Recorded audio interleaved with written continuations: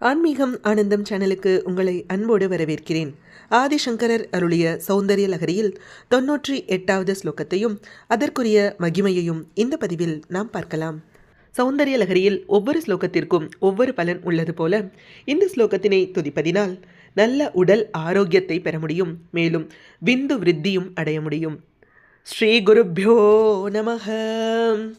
கதா காலே மாதஹ கதய கலிதாலக்தகரசம் பிபேயம் வித்யார்த்தி தவ சரண நிர்நேஜனஜலம் பிரகிருத்யா மூகானாம் அபி ச கவிதாகாரணதயா கதா தத்தே வாணி முககமலதாம்பூலரசதாம்.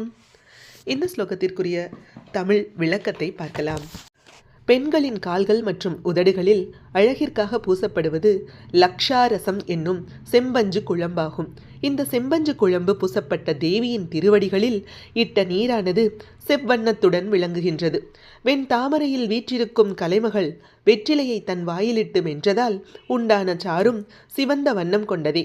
இயல்பாகவே இந்நீரை பருகுபவர் ஊமையாயினும் கவிப்புனையும் திறன் பெறுவர். எனவே பிரம்ம வித்தே என்னும் கல்வியை நாடி நிற்கும் தமக்கு இந்நீர் எப்போது பருக கிடைக்கும் என பரமாச்சாரியார் அம்பிகையிடமே கேட்கின்றார்.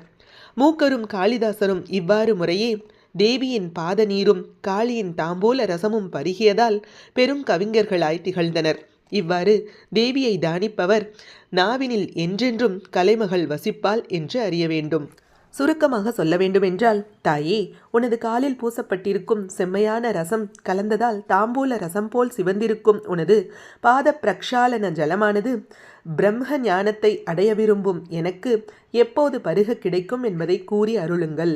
பிறவியிலேயே ஊமையானவர்களுக்கும் கூட கவிதா சக்தியை உண்டாக்கும் சரஸ்வதியின் தாம்பூல ரசத்திற்கு சமமான சக்தி உடைய உங்களது பாத தீர்த்தம் எப்போது எனது வாயில் சேரும் என்று ஆசிரியர் அழகாக விவரிக்கிறார். விந்து விருத்தி அடைவதற்கும் நல்ல உடல் ஆரோக்கியம் பெறுவதற்கும் இந்த ஸ்லோகத்தினை துதித்து அம்பாளுக்கு நைவேத்தியமாக தேனை படைத்து வழிபட வேண்டும். ஓம் ஸ்ரீ மாத்ரே நமஹ.